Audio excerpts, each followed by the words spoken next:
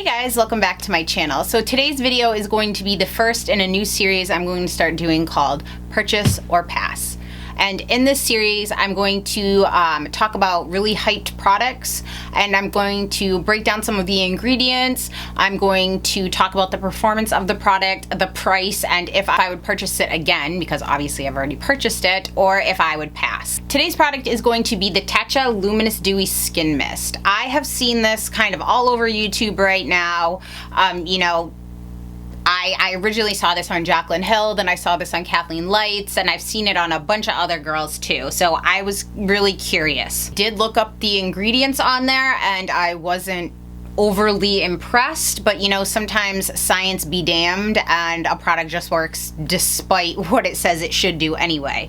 So I thought I would give this a try and let you guys know my thoughts on it. Last night I sat on my couch and I took out my work notepad and I took 9 pages worth of notes on these ingredients, and I'm not gonna bore you guys to death, but I just want to be pretty thorough in this product. Give you a little background on this Tatcha company. The founder of this company is named Victoria Sai. I believe you pronounce her name. I will leave it in the bottom screen here. It's T-S-A-I. A little background into Victoria as well. Victoria graduated from Harvard Business School, which clearly she is a very intelligent lady. In 2009, she traveled to Japan for a work event. She met a geisha on her travels and she saw her without her makeup on and was astonished by how clear her skin was. So that is where the development of all of these Tatcha products came from. The inspiration is geisha skin. She's rumored to have studied the rituals that have been practiced for over 300 years. I did a little digging around onto some of the Japanese traditions as well myself. One of the things they would do is steep botanicals in really hot water. They would then infuse a piece of silk with the steam, and then they would lay it on to infuse the skin. He's rambunctious today. The main goal was to deliver a large punch of antioxidants and moisture into the skin. For anybody that is not familiar with reading labels, whatever is at the top of the list is in its highest concentrations, and obviously whatever's towards the bottom is in the lowest. So it kind of goes in descending order like that. I debated whether I should go through each and every one of these ingredients on here because it could take me quite a long time to explain why they would put something in there like this.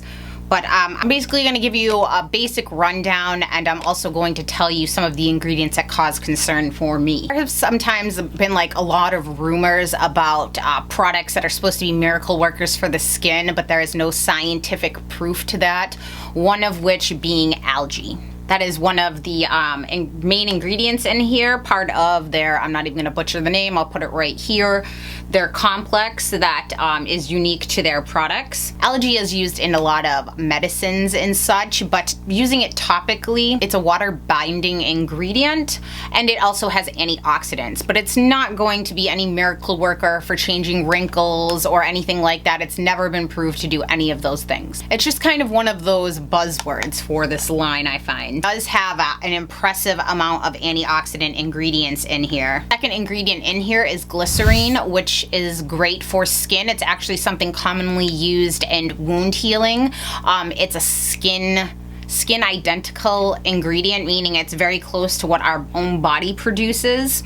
It does go on for scar therapy as well and wounds. It is a humectant and it's extremely hygroscopic, which means readily absorbs water from other sources. So pure glycerin could be very dangerous for your skin because it could actually draw out the existing moisture and your dermis layer of your skin. But typically no skincare ingredients have pure glycerin in it. It's definitely going to be some kind of watered down form. And what that's going to do is, just like lactic acid that we've talked about, it's going to help pull moisture from the air and keep it on your skin. It's going to help maintain your skin's natural lipid barrier.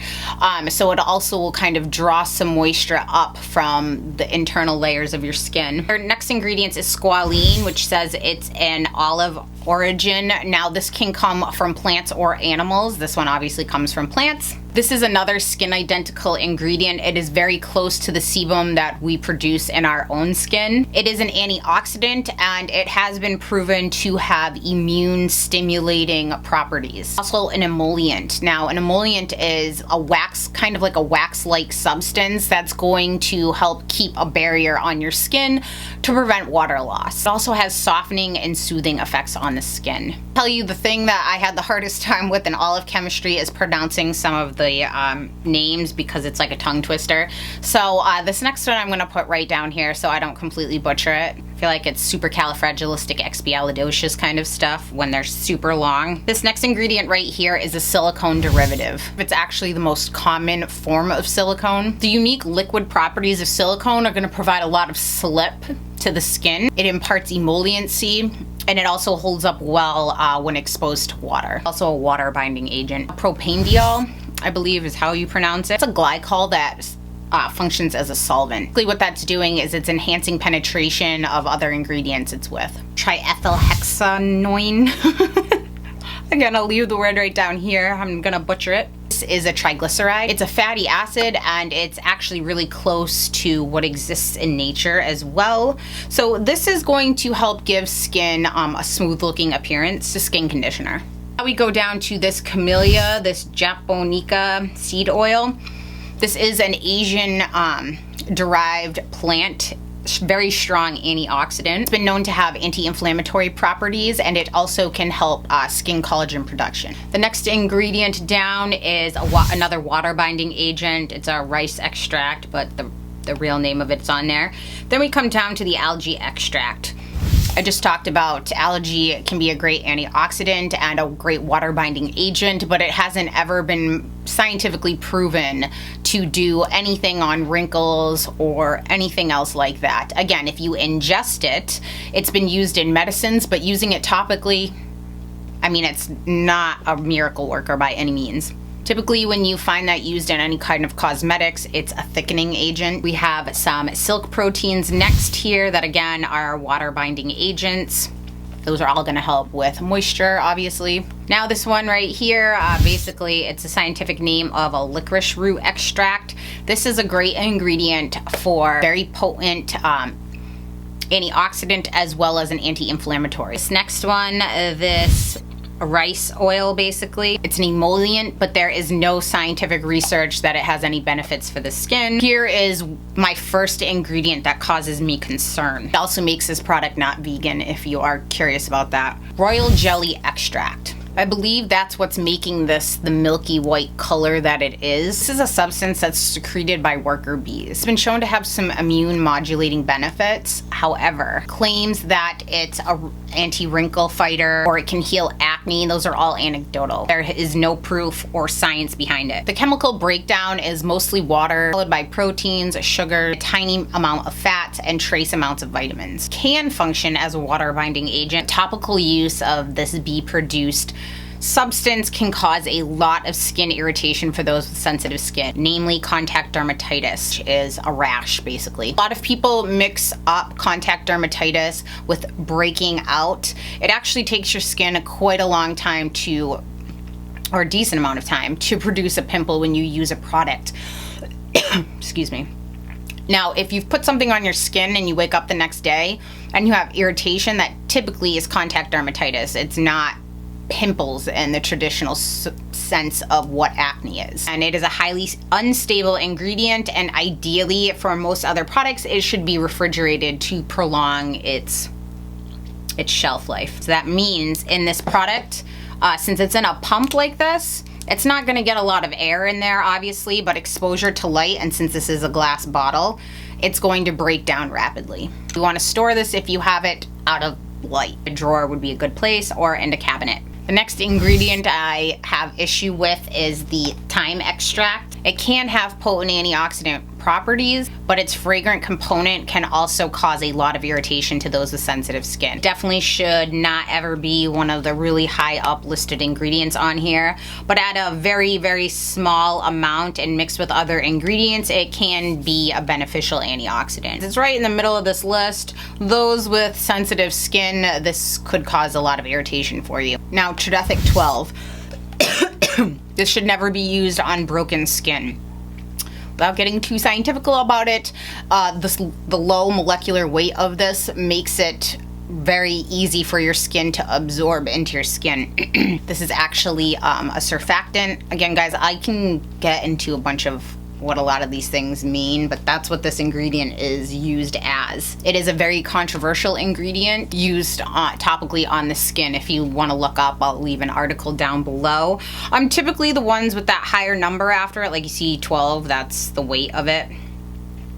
The higher the number goes, the least penetration you're going to get into your skin. The smaller the number, the smaller the molecule, the more penetration it gets into your skin. So again, this should never be used on broken skin because your skin can absorb it. It's been linked to different kinds of cancer and different kinds of issues, obviously used in very large doses. There are a lot of emulsifiers in this product, thickening agents. There are some skin conditioners. There are tons of antioxidants in this product. Another thing I don't like on here is added natural fragrance. Even though it's natural, it's added. So it's not that it's the scent of any of these other ingredients naturally. They've added additional natural scents in here, which is another no-no for me because, again, if you've watched any of my skincare videos, you guys know that prolonged use of fragrance is a constant skin irritant and it breaks down collagen production on your skin, which over time will lead you to have lots of wrinkles. It leaves your skin looking sallow and just horrible. They do claim that this is non-irritating, non-sensitizing, and dermatologist tested. I would not call this non-irritating. It says it's formulated without parabens, synthetic fragrances, synthetic meaning man-made, but they did, again, put natural fragrance in here, which if you think about it, lemon is a natural fragrance, and that will, holy hell, irritate most people's skin. It does say patch testing recommended, which means like spray it on a small part of your skin before you douse it all over your face. This is made in Japan and it's actually distributed locally right here in Millbrae, which is basically San Francisco. It has a 6-month shelf life with the jar opening, so once you start using it, you have to use it in 6 months. Something I do like about this company is they do something called Beautiful Faces, Beautiful Futures. Each purchase gives 1 day of school. I'm not quite sure where that does that. I'll have to look that up. But this is the packaging when you open it. So the box is really nice. It's almost like it reminds me of something a scroll would be kept in. You pull this out, it's this beautiful blue and purple, which those are my 2 favorite colors, and it's wrapped in here. Talking about using ancient methods. Should shake this before you use it. You can use it at any time during the day. You can use it at night after you cleanse your skin, but to me, this is basically a toner. Basically a toner. There is some alcohol in here, but to note, the first form of alcohol listed is actually a non-irritating. It's not one that causes drying issues. It's a thickening agent and it's not linked to any kind of irritation. You have another alcohol listed lower down. It doesn't say what type. There are good kinds of alcohol and bad ones, since this one doesn't say, and it's all the way at the bottom of the ingredient list. It's probably not in any kind of concentration that's going to cause irritation. It's probably needed for the misting on this. So it sounds like I've just said a lot of good things about this, but what I'm gonna tell you is, first of all, I got mine from QVC because I did want to try it and I was like, do I want to spend the $50 just on this right away? QVC has something which I'll link up below, guys. Where is it? Oh, so I got this and this. These were like free. These are little gold leaf. There's like little gold leaf flecks in here for blotting. For just the price of this, and they break this up into 3 payments that'll just hit your card, so it's not like it doesn't cost you anymore. So you can get it all at once if you want, or you can do those payments. After tax, there's no shipping. This came to $51.60. The installments will come out at $17.20 each, which I was like, okay, that makes it a little more bearable for me to try something like this. But what I will tell you is, if you have Max Fix Plus, you do not need this.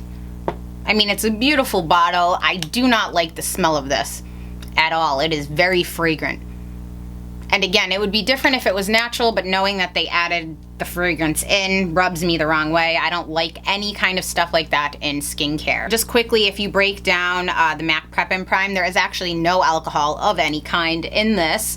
And basically, Fix Plus is going to act as a toner as well. You can use it to spritz on for some moisture to kind of help get rid of that powdery look. I have used this a few times. I actually have it on today, but if you look at my previous videos, I have not worn this on any videos because I wanted to show you the difference between today. I always wear a pretty heavy highlight. My skin does not look any different to me than it normally does. It comes down to it, will I purchase or pass on this again? I will pass. Hefty price tag. All this basically is a glorified antioxidant. You can get much, much cheaper versions that do the exact same thing. This is not marketed as making your makeup last any longer. This is just marketed as basically a mist-on hydrator. I cannot find a bad review on this product.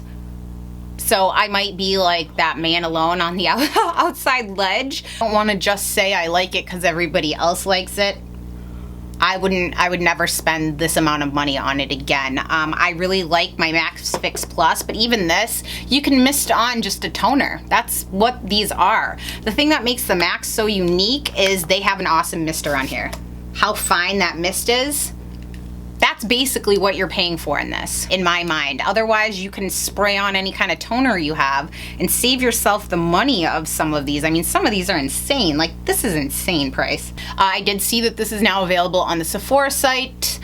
If you actually go on to their site, the Tatcha site, you can buy a small travel one, I believe for $18. So if you just want to try it to see if you like it. Otherwise, I mean, this is nothing special. This is nothing special. That B ingredient causes issue with me. If you have sensitive skin, I'm betting that this is going to cause issue with you. Also, when you spray it on, it leaves my skin kind of sticky. Like after I spray it on, it's like, just feels sticky. If you guys have had any other experience with this skin mist and you'd like to leave it below just for anybody else, I won't take offense if you tell me that you swear by this stuff and you love it. I think a lot of times some of these products have a perceived value in there when people talk about it, or maybe, you know, some people use it, they're like, oh, I really like this. I think a lot of times it could be like, ooh, the bottle is so nice. I like the way it feels on my skin. To me, I like the feeling of my MAC Fix Plus better. When I mist that on for my highlighter, I like the smell of this better. This doesn't leave my skin sticky. I actually like the spray, the fine mist of this better. This is much more travel friendly. This is a heavy ass glass bottle. And you're only getting 1.34 ounces. 1.35 fluid ounces for this price tag. To me, it's not worth it. This had little gold flecks in here and was misting my face with, you know, gold leaf, and maybe. Or the potential irritants that this contains, like the fragrance, like that bee byproduct, I wouldn't be using this on my face. Then again, I am really into skincare. I don't want collagen breakdown on my face. I don't want potential irritants on my face.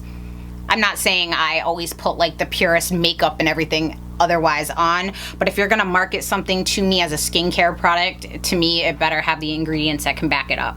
So I hope this review was helpful. If you guys have any other questions, comments, concerns, please leave them in the comment section down below. If you guys like this video and you are not already subscribed, please do so. Thank you so much for tuning in, guys, and I'll see you next time. Bye.